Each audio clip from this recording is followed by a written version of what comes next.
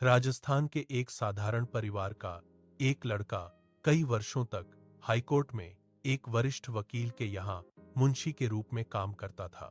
लगभग 15 साल तक उसने पूरी ईमानदारी और लगन से अपने वकील साहब की सेवा की। उसका व्यवहार और आत्मविश्वास ऐसा था कि लोग अक्सर समझते थे जैसे वह खुद भी वकील हो। वह हमेशा अपने वकील साहब को बहुत सम्मान देता था, कभी उनका नाम नहीं लेता, हमेशा साहब कहकर ही बुलाता था। समय बदला और वर्ष 2025 में वही वकील साहब हाईकोर्ट के जज बन गए। उनके जज बनते ही मुंशी का काम खत्म हो गया और वह बेरोजगार हो गया।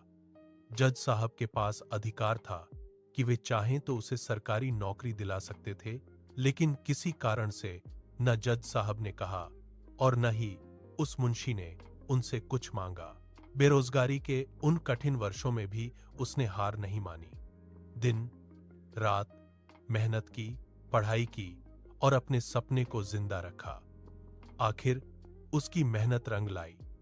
कुछ वर्षों बाद वही मुंशी अपनी लगन और संघर्ष के दम पर आईपीएस अधिकारी बन गया। यह कहानी सिखाती है कि सम्मान, धैर्य और मेहनत से इंसान अपनी तकदीर खुद लिख सकता है। राजस्थान के एक साधारण परिवार का एक लड़का कई वर्षों तक हाईकोर्ट में एक वरिष्ठ वकील के यहाँ मुंशी के रूप में काम करता था। लगभग 15 साल तक उसने पूरी ईमानदारी और लगन से अपने वकील साहब की सेवा की।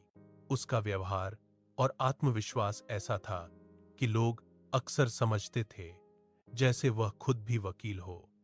वह हमेशा अपने वकील साहब को बहुत सम्मान देता था, कभी उनका नाम नहीं लेता, हमेशा साहब कहकर ही बुलाता था। समय बदला और वर्ष 2025 में वही वकील साहब हाईकोर्ट के जज बन गए। उनके जज बनते ही मुंशी का काम खत्म हो गया और वह बेरोजगार हो गया।